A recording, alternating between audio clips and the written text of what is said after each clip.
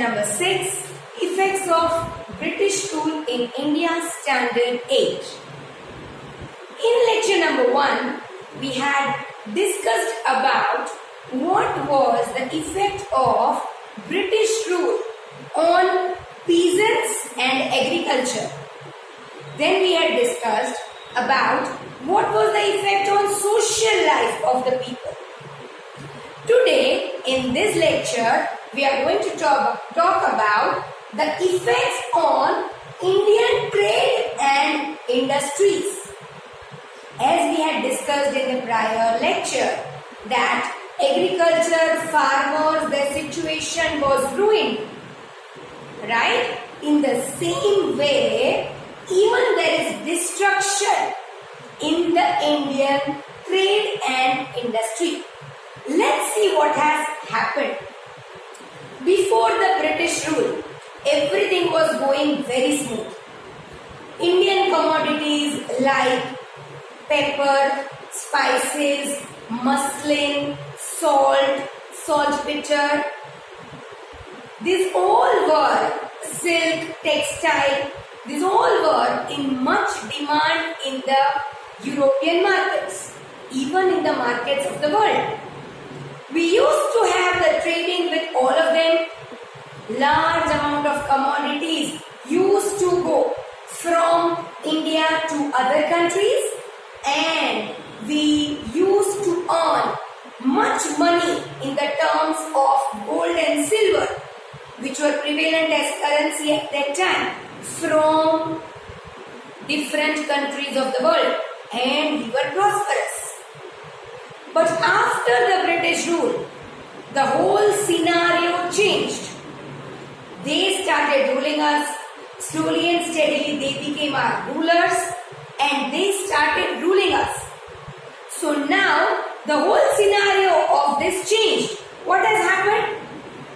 The British rule was implemented and the flow of bullion means the currency which was prevalent at that time, which was gold and silver, got reversed. Means now Britishers started taking immense amount of wealth from India and they were sending it to their country, England. Right?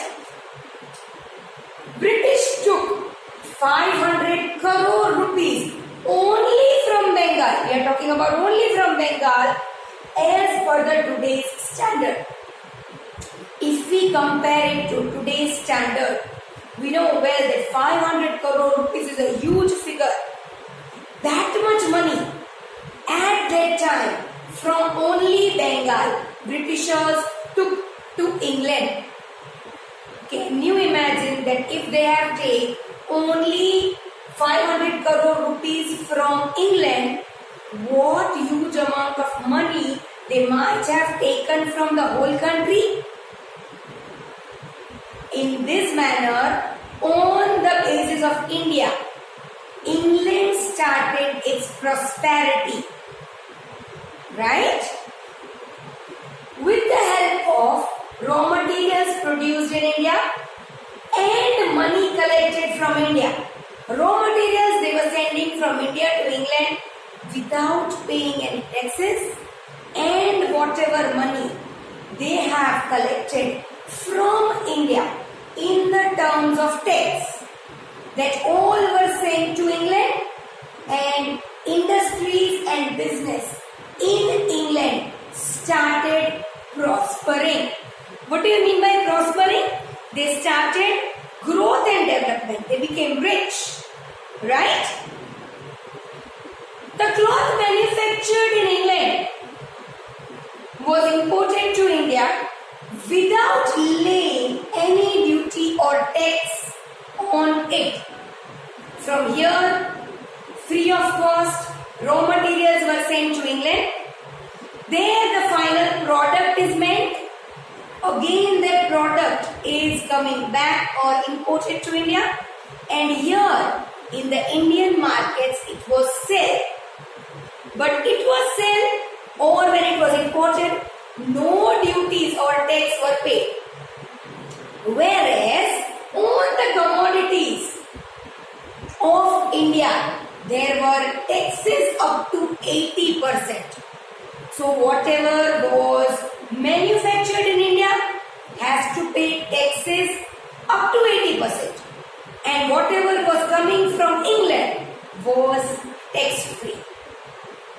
As a result of which, what has happened? Textile made in India became costlier in India itself. India could not withstand the competition, and the Indian industries and handicrafts has been ruined. Many such people became unemployed and they became poorer. This is how the situation of India was more pitiable as an effect of British rule. Agriculture scattered, industries scattered, no jobs were available. How the person will earn? Right? The next and the last topic of this chapter is suspicion about the reforms. What do you mean by suspicion? Doubts about the reforms. Whatever reforms are the changes, were going to take place now. The people or the Indians started thinking about them with doubt, and they were correct also. Whatever reforms or changes done by Britishers in India, basically they were for their own benefit. Right? When William Bentinck came to India, liberal thinking was getting stronghold in England. William Bentinck, when came to India, at that time in England, and it was an era when liberal thinking, not to be very rude, kind of the thinking going on in England. So obviously this way of thinking slowly reached India with William Bentinck. William Bentinck was considered to be one of the liberal rulers who came to India. He also did many good reforms for Indians. Right? British rulers started taking interest in the lives of the people of India.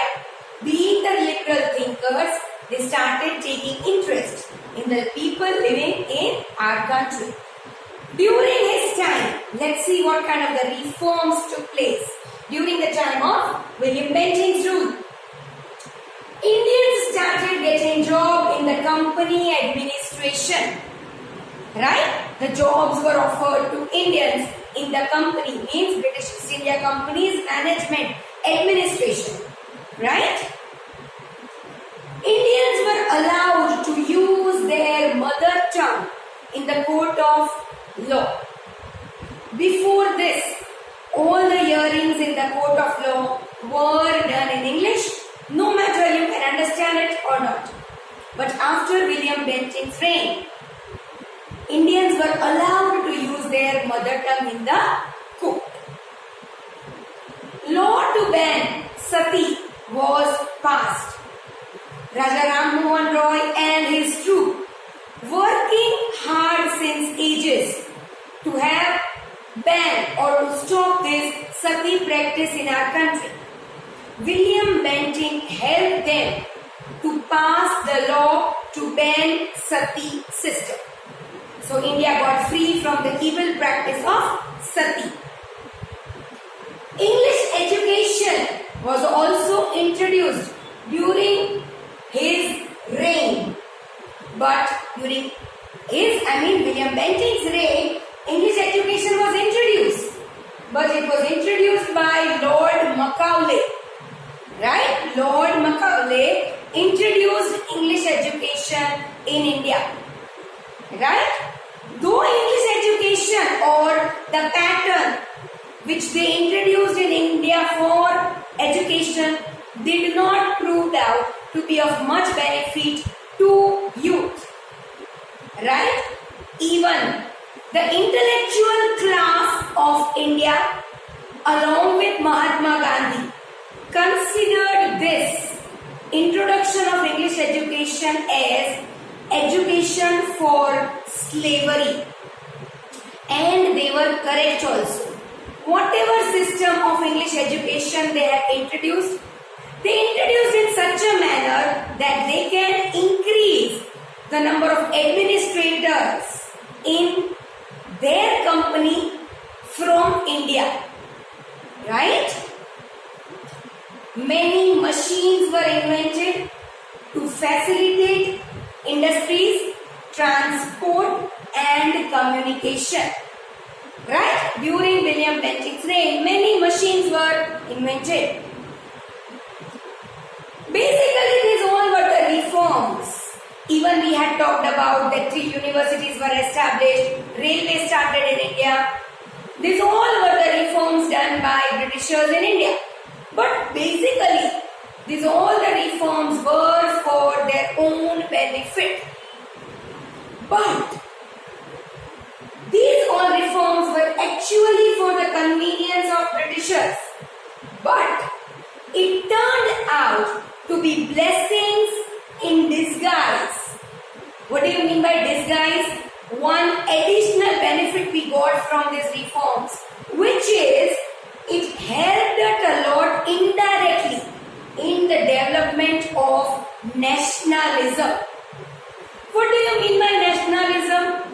To generate unity, to have the feeling for one's own nation, which is very much required if you want to fight with any of the evils.